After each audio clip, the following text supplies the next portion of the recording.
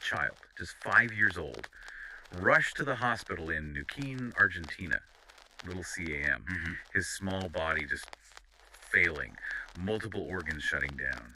And the authorities, when they investigated this awful tragedy, they concluded his death was consistent with chlorine dioxide poisoning. It turns out his parents, caught up in all the fear and the uncertainty of the pandemic, had reportedly given him the substance. They actually believed it would prevent COVID-19. A truly deadly consequence of believing a dangerous lie.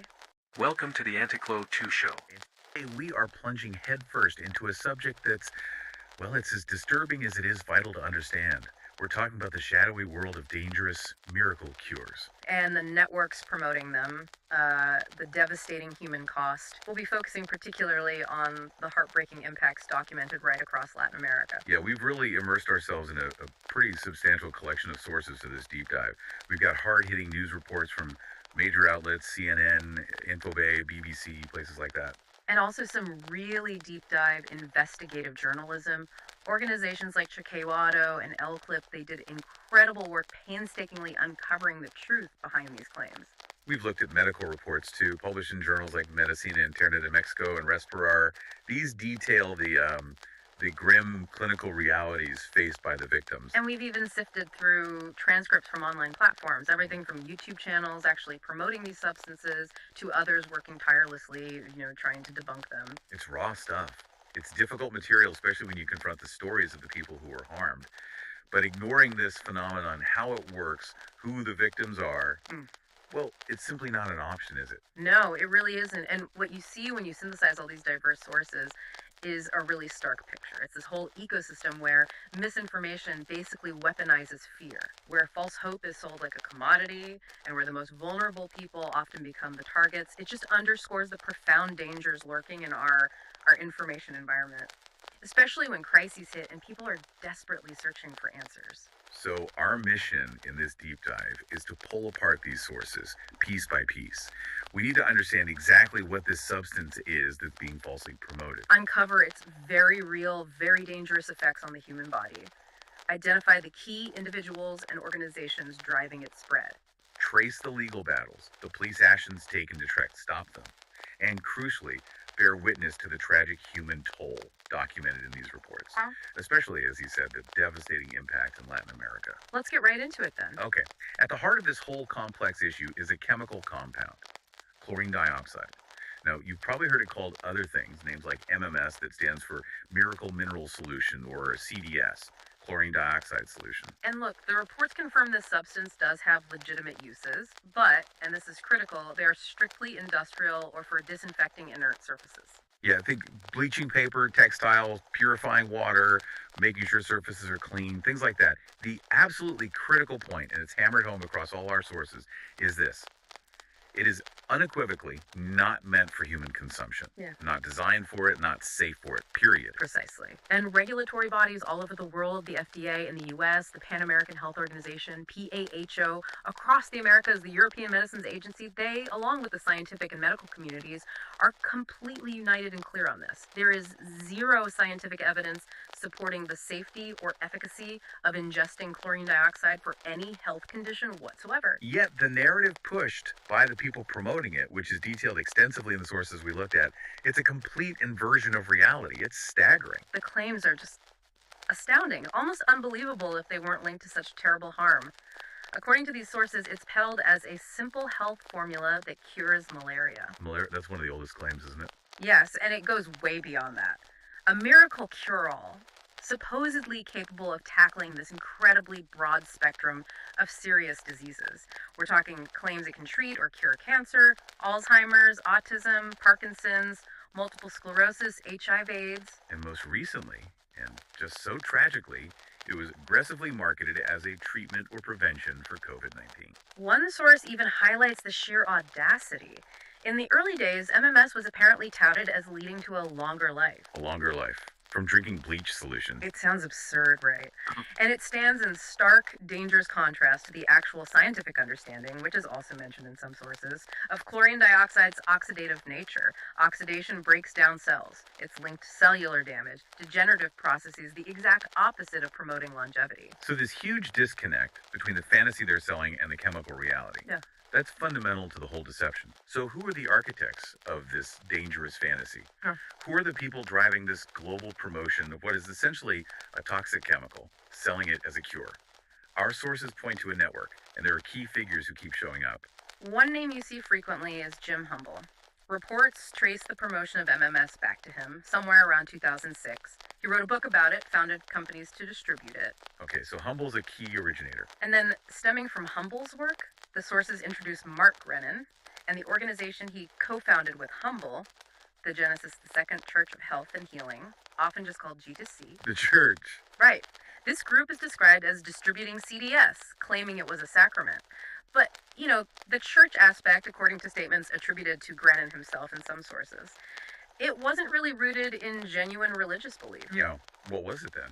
He reportedly admitted it was, pragmatic strategy, a way to try and legalize the use of MMS and attempt to evade legal trouble, specifically jail time. Wow, that's incredibly cynical, using a religious front like that. It is. And despite this, the sources detail their rapid expansion. By 2020, the church claimed it had opened 21 chapters in 14 countries across 3 continents. That's quite a reach. And they also reportedly sold bishop courses, get this, for $1,700 to ordain people as health pastors, basically embedding their structure for both spreading the message and, of course, facilitating sales. So, beyond Humble and the Grinnons, who else is central to this? Another figure who is repeatedly investigated and named in the sources is Andreas Ludwig Kalker. Now, within the movement, he's often presented with these grand titles like German scientist or someone holding a PhD in biophysics or alternative health. Okay, sounds impressive on the surface. But the investigative journalism in our sources really scrutinizes these claims, and it paints a very, very different picture. Yeah, these investigations are absolutely crucial, aren't they? They reveal Kalker's actual background. It involves studying piano, specializing in tuning and restoration. One source even drops the detail he worked with the famous opera singer Montserrat Caballé. Wow, okay. So, music, not medicine. Exactly. He's also described as having invested in stocks, attempted other businesses. There's a mention of a venture involving water slides with his brother Martin, who, one source indicates, now wants him in prison. Seriously. Apparently so. And another reported attempt was something called a Geet Motor Project. It's a background completely removed from medicine or scientific research into human health. And what about those credentials? The PhD? The sources dig deep there. They state definitively he lacked academic training in medicine or science. That PhD he cited, multiple sources report it was obtained online, cost him about 1,500 euros. Online? From where? From an institution in Panama, described in the sources as non-accredited. So, according to these investigations, he is not a biophysicist. He is not a doctor in any recognized academic or medical sense. And why get a fake PhD? The sources conclude he pursued this purchased credential explicitly to, quote, legitimize himself scientifically, to lend credibility to his protocols so he could sell them. It's all about creating that illusion of authority. Precisely. And the sources also trace connections between this Genesis II sect and other organizations that popped up, often described as derivatives or aligned groups. Like who? Groups like Comisavi, that's the Coalition Mundial Salud y Vida Convive, and Médicos por la Verdad, which translates to Doctors for Truth. Doctors for Truth. That's concerning. It is. These groups, as documented, bring together alternative healers and, quite troublingly, some individuals who are actually licensed medical doctors. Which gives them a veneer of legitimacy they don't deserve. Exactly. Comisavi, in particular, is highlighted for its significant reach and, frankly, its sophistication. Described as a multinational organization, it was really adept at leveraging the global uncertainty and the delays around vaccines during the pandemic. How did they operate? They relied on questionable clinical studies, often using these deeply emotional, tearful testimonials from supposed users. They executed sophisticated disinformation campaigns online. And incredibly, they gained access to legislative bodies in several Latin American countries. Access to governments. Yes. Sources report they were influential in creating a law in Bolivia concerning alternative treatments. And they even received a donation of a building in Mexico. It shows a chilling level of penetration and influence. And there was another name mentioned prominently, especially regarding children. Ah, yes, Carrie Rivera. Another key figure in promoting CDS, particularly for children with autism. Sources describe her as a former real estate agent, a disciple of Jim Humble. And critically, like Kalker, she has no academic training in medicine or science. But she wrote a book. She did. healing the symptoms known as autism. And she's cited as a key figure in popularizing these CDS treatments specifically targeted at children. And what do those treatments involve? The documented details are just horrific. They involve severe, unhealthy diets and chemical enemas using chlorine dioxide. Enemas on children with this stuff. Yes. It's this consistent pattern you see throughout the sources. Individuals lacking legitimate medical or scientific expertise promoting incredibly dangerous and harmful practices.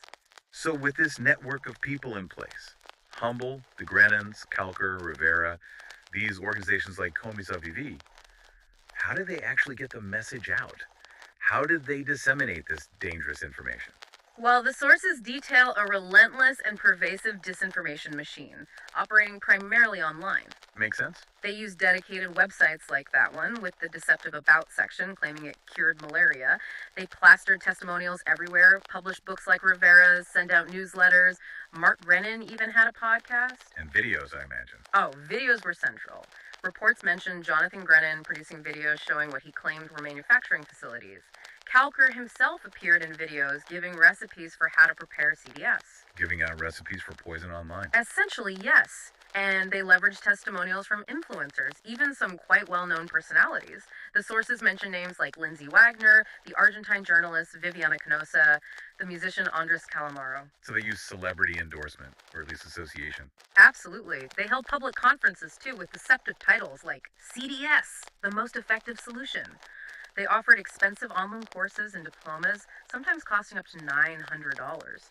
Some even ran retreats. One source describes that restoration center in Colombia charging $5,000 a month. $5,000 a month? For what? For treatments based on this dangerous substance, presumably. And social media was the absolute lifeblood of this whole operation. WhatsApp groups, Facebook groups, Twitter, Twitch, Instagram, Telegram. These platforms became echo chambers, just flooded with their messaging. And the sources detail specific tactics they used, right? Yes, deploying things like the credentials argument to attack critics, which is deeply ironic given their own lack of legitimate qualifications. They'd frame medical professionals or journalists as lacking the specific experience needed to comment, Well, you're not a parent of an autistic child, so you can't understand line. Exactly. That kind of tactic. They also weaponized victimhood. One source mentioned a troll watch page they used to denounce critics as bullies or part of conspiracies orchestrated against them. Painting themselves as the victim. Right. Cultivating an image of promoters as fellow parents or sufferers who were just misunderstood by outsiders.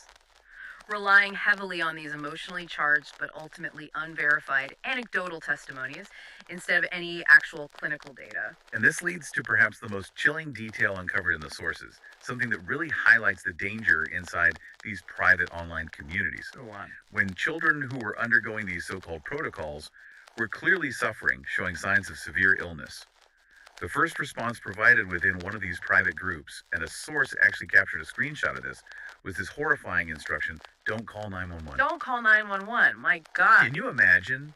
Your child is desperately ill because of something these people told you to give them, and their advice is not to seek emergency medical help. That just underscores the dangerous isolation these groups create. By actively discouraging people from seeking legitimate, potentially life-saving medical care when their children are in distress because of the chemical, they demonstrate a profound disregard for human life, trapping people within a harmful belief system, even as it's causing tangible, severe harm. And underpinning so much of this, the sources reveal quite clearly, is a significant financial motivation. Money. It always comes back to money, doesn't it? Well, court documents presented in the case against Mark Grennan and his sons showed this dramatic spike in their business revenue. Bank records detailed their income jumping from around $32,000 in December 2019 to over $123,000 in March 2020. March 2020, that timing is significant. Exactly. It coincides precisely with the initial global spread and the intense fear surrounding the COVID-19 pandemic. So they were capitalizing on the fear. It certainly looks that way. And the investigative journalism into organizations like Comisavivi echoed this. It concluded that key figures seemed driven not by genuine concern for health, but by, quote, personal economic salvation. Essentially using the crisis and the disinformation to line their own pockets through the sales of chlorine dioxide and related products or services. It paints a really grim picture, exploitation disguised as salvation. Which brings us, inevitably, to the most devastating part of this story, the actual deadly reality of ingesting or inhaling chlorine dioxide, and the tragic human cost documented in the sources, particularly the impact on communities in Latin America. And it is absolutely vital to state this clearly, based only on the rigorous evidence presented across these sources. Regulatory agencies, scientific bodies worldwide, they are unanimous. There is no scientific evidence that MMS or CDS is safe or effective for COVID-19 or any other disease. Full stop. Instead of benefits, what the sources meticulously detail is this horrifying litany of severe and life-threatening toxic effects caused by this chemical. The list of documented health dangers just from ingesting it is deeply alarming. Sources report severe abdominal pain, relentless nausea and vomiting, profuse diarrhea, all of which can quickly lead to dangerous, even fatal dehydration. And it gets worse, right? Much worse. More severely, it can cause acute kidney injury, basically, or kidney shutdown.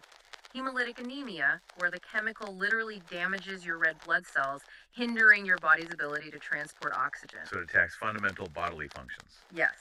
Other documented effects include anuria, which is the complete lack of urine production, methemoglobinemia, a dangerous blood disorder where oxygen can't bind properly to hemoglobin, corrosive pain throughout the digestive tract, toxic drug hepatitis causing severe liver damage. Liver damage, too. Yes. Severe hyponatremia, that's dangerously low blood sodium levels, cerebral salt wasting syndrome and cerebral edema, which leads to dangerous brain swelling, and idiopathic intracranial hypertension, increased pressure inside the skull. It's just poison. And it wasn't just ingestion, was it? The sources mentioned other methods. Right. Sources describe this dangerous practice of using chlorine dioxide in steam baths. Sometimes recommended for children who are coughing, a method described in sources as completely baffling from a medical standpoint, given the chemical's properties. Steam baths. So inhaling it. Yes, and the inhalation dangers include severe irritation to the nose, throat, and lungs, leading to serious respiratory problems, bronchospasms, and pulmonary edema that's fluid filling the lungs, making breathing impossible. This is the documented reality of what this substance does to the human body. And tragically, these aren't just theoretical dangers listed in a textbook. The sources document devastating real-world cases. They provide names, ages, heartbreaking details. In Argentina, we have to return to the case that opened this deep dive. The 5-year-old child in Neuquén, CAMM, died in August 2020. Little CAM. Medical reports, according to the sources, found his death was due to multiple organ failure, consistent with chlorine dioxide poisoning. His parents gave it to him, believing that false claim it would prevent COVID-19. Just devastating. And he wasn't the only one, was he? No. This is one of several documented deaths in Argentina alone. The sources mention a 50-year-old man who also died there in 2020 after ingesting the substance. That case was noted in an L-clip investigation. And another woman. Yes, from La Pampa, Argentina. The report, lamented by a subsecretary of health according to the Impacto Castex source, tells of a woman who died after taking CDS. And then there was that deeply concerning case in Rosario involving the baby. Yes. That highlights how this chemical just infiltrated homes under various pretexts. A baby girl became gravely ill after accidentally ingesting CDS. How did that happen? Her mother, who was experiencing COVID-related loss of smell, apparently mistook the bottle containing CDS for water and gave it to the infant. Oh my God. And the source notes the chemical was reportedly brought into the home by the grandmother, who intended to use it for cleaning pipes. It just shows how this hazardous substance was present in vulnerable environments, ready to cause harm. Moving north to Mexico. The sources document another really tragic case in Pachuca, Hidalgo. What happened there? 4 older adults ingested CDS, again for purported COVID-19 treatment. 3 of them suffered severe intoxication, and 1 tragically died. Do we know how old they were? Yes, the source provides their ages: 66, 68, and 2 who were 87 years old. It just underscores this predatory targeting of older, more vulnerable populations. And these cases span years, don't they? It wasn't just during COVID. No. While our focus is Latin America, the sources do mention an earlier documented death linked to MMS and its initial claims as a malaria cure, a woman who died in the Solomon Islands way back in 2009. So these cases spanning years and continents just confirm the consistent deadly danger. And beyond these individual tragedies reported in the news, the medical journal sources provide that cold, hard, clinical confirmation of the severe internal damage. Like what? One report details the case of a 61-year-old man. He suffered severe hyponatremia, that dangerously low sodium cerebral edema, the brain swelling, and idiopathic intracranial hypertension after taking CDS daily for just 2 weeks to prevent COVID-19. He presented with symptoms including encephalopathy, basically, altered brain function. Just 2 weeks. Another medical case highlights the speed and severity of the liver damage. A 67-year-old man developed acute toxic hepatitis, dangerously low blood pressure, and disseminated intravascular coagulation, DIC. That's a life-threatening condition affecting blood clotting. And how much did he take? Just 3 to 4 drops of 25% CDS every 8 hours for barely a week. He was taking it for mild fever and muscle aches, and it nearly killed him. And there was a case in Mexico, too, in the medical literature. Yes, a case report from Mexico described a patient who actually had COVID-19, who then developed severe chemical esophagitis inflammation and burning of the esophagus, directly caused by consuming CDS on top of being sick. So these detailed medical accounts provide irrefutable clinical evidence.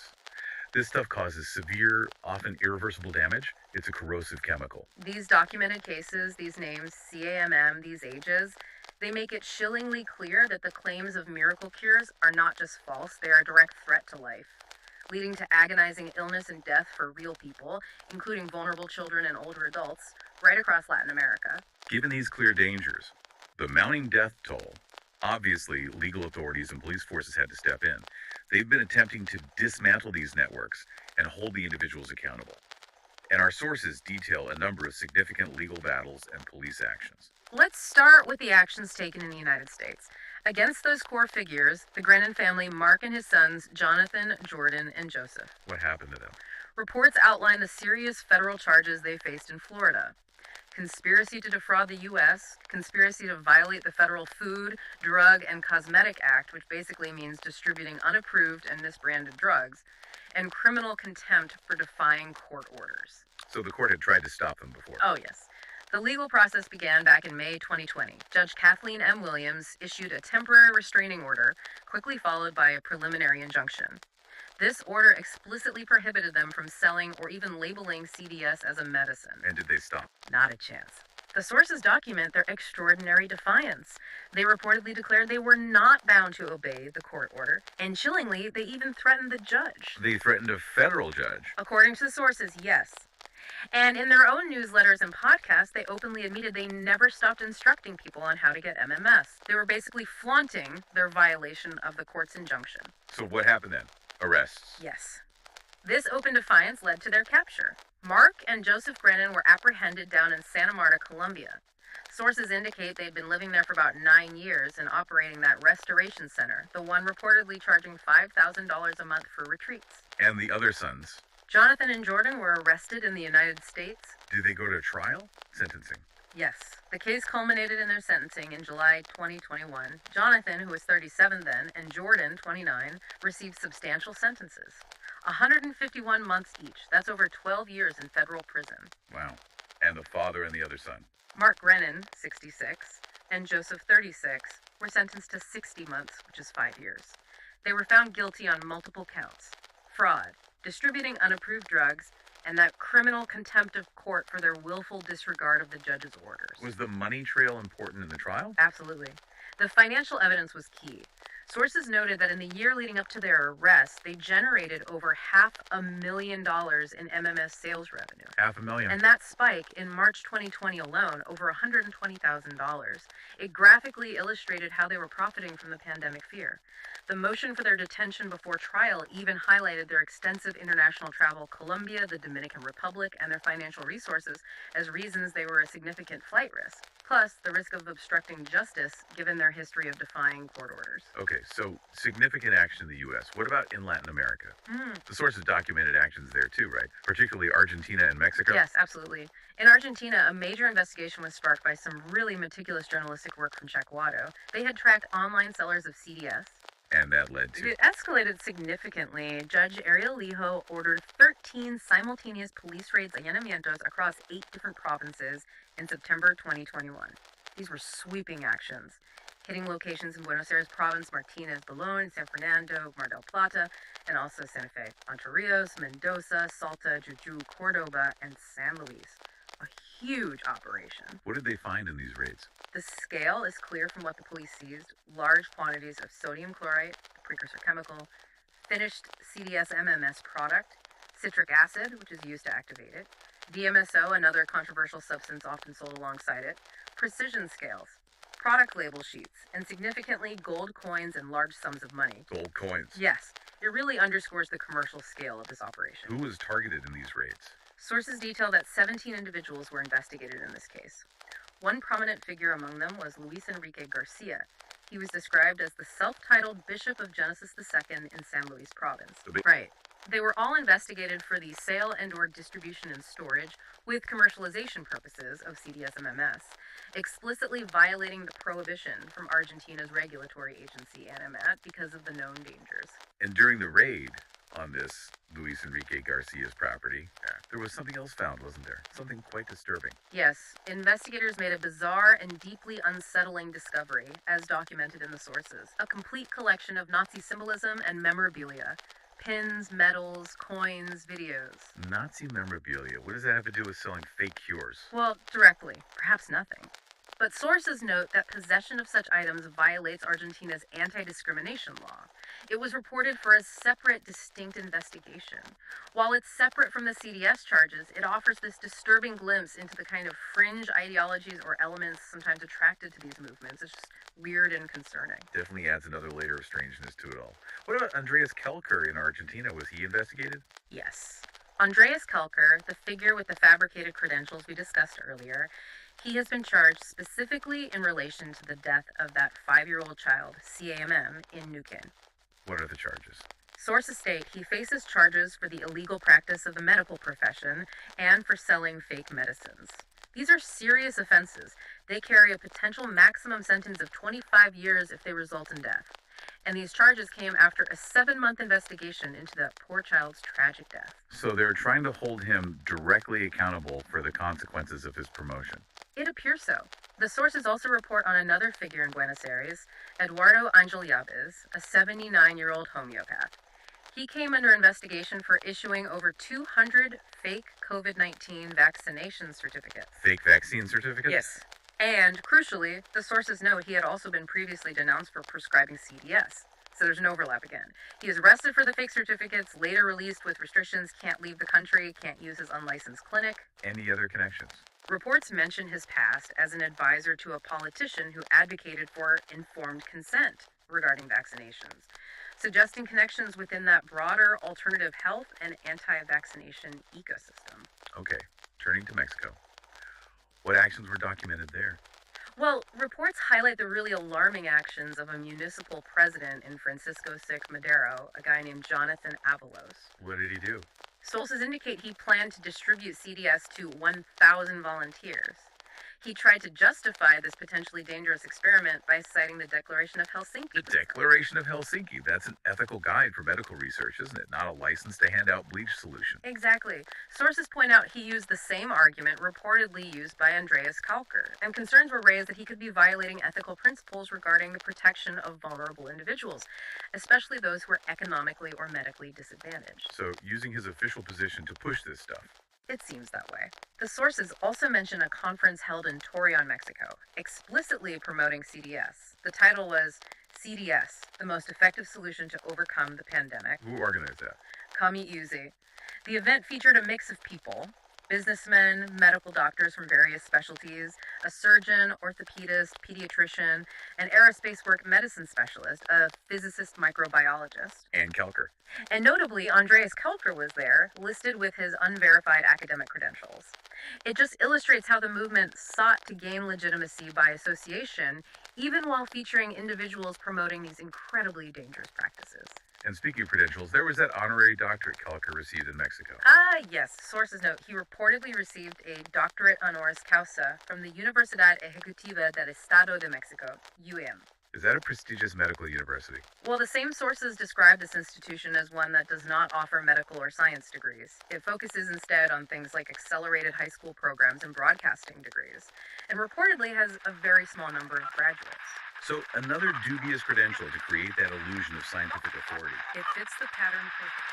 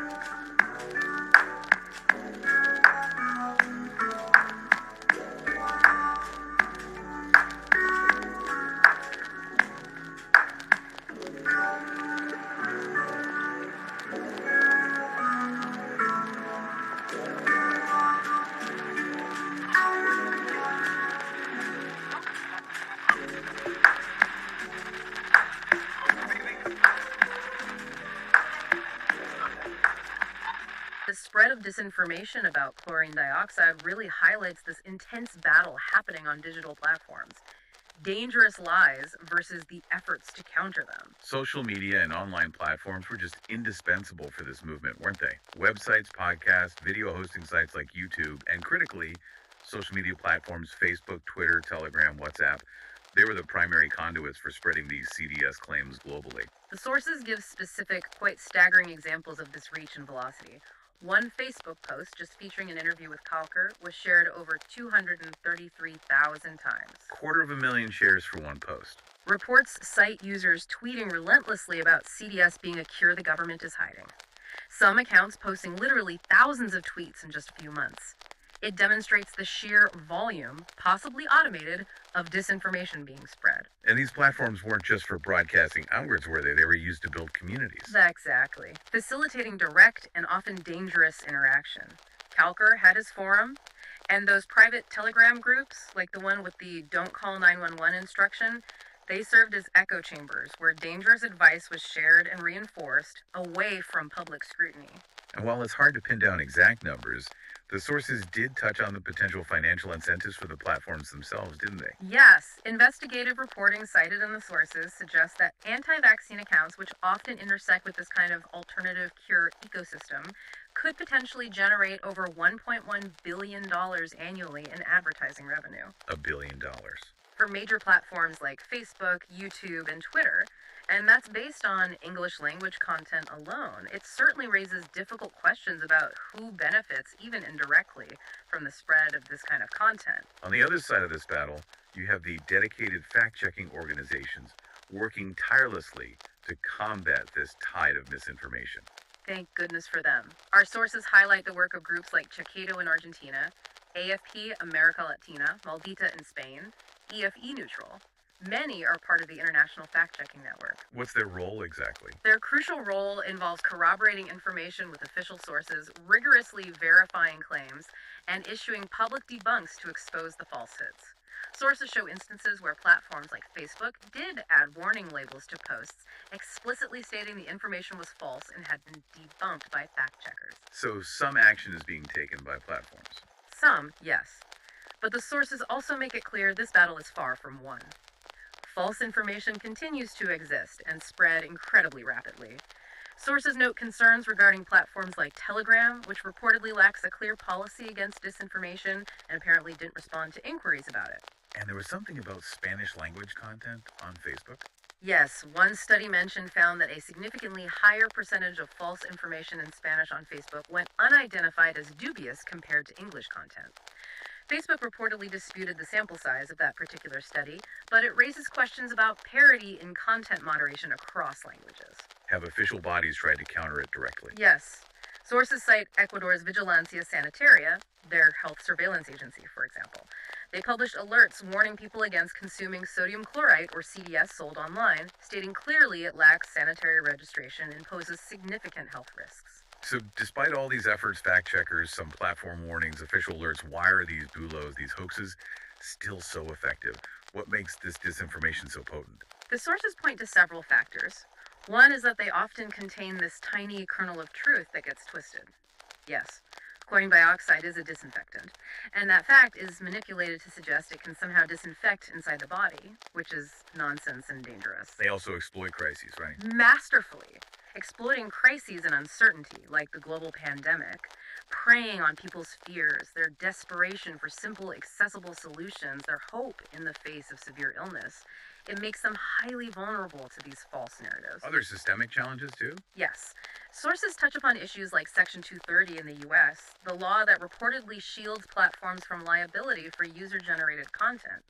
This is often noted as a principal obstacle to legislation aimed at combating disinformation at its source on these platforms. And just the sheer speed and volume. It's overwhelming. Tracking, debunking, and countering every single false claim that pops up online is an immense, perhaps impossible task. And remember, the harm isn't just limited to health. Sources note the reputational damage that can be inflicted on individuals or companies falsely targeted by these coordinated campaigns. It's a really multi-layered challenge requiring constant vigilance and critical thinking from all of us. Okay, let's try to pull back now, synthesize.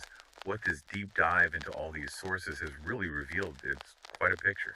It really is. We've seen the dangerous claims surrounding chlorine dioxide pushed as this miracle cure. By a global network of individuals and organizations, from the Genesis to the Second Church, with its incredibly cynical use of a religious guise. To figures like Andreas Kalker building this whole persona of authority on fabricated credentials, and Carrie Rivera specifically targeting vulnerable children with autism. We've seen how they relentlessly leverage crises, especially the pandemic, and online platforms to spread their message, creating these echo chambers filled with false hope. And then we confronted the severe, often fatal health consequences, meticulously documented in medical reports and those heartbreaking news stories. The severe organ damage, the kidney failure, the brain swelling. And the tragic toll on victims, including the documented deaths of young children like CAMM in Argentina and older adults in places like Mexico. Real people, real lives lost. And we've followed the legal battles, the police actions trying to intervene, the significant federal convictions and long prison sentences against the Grennan family in the U.S. Those sweeping police raids and charges in Argentina, which uncovered not just the dangerous chemicals in the profits, but also those bizarre and disturbing details like the Nazi memorabilia found during one search. And the specific charges against Kalker in Argentina linked directly to a child's death. It shows authorities are trying to establish direct accountability. This entire complex and frankly disturbing picture forces you, the listener, to reflect, doesn't it, on the immense power of information and disinformation, especially during times when we feel most vulnerable. How do we navigate a world where desperate hope can lead people to embrace narratives that are not only false, but actively lethally harmful? Considering that stark contrast we saw throughout the sources, on one hand, the immense financial motivation revealed in these investigations, the hundreds of thousands, potentially millions of dollars in sales, that pursuit of personal economic salvation by key figures. And on the other hand, the devastating human costs documented, the severe suffering, the documented deaths of real people, including those vulnerable children and older adults. What does this tell us about the dangerous intersection of exploitation, false hope, and the digital platforms that facilitate their connection and reach? What responsibility does this tragic reality ultimately place on the individuals who profit, directly or indirectly, from spreading these deadly lies, and perhaps on the systems that allow them to thrive?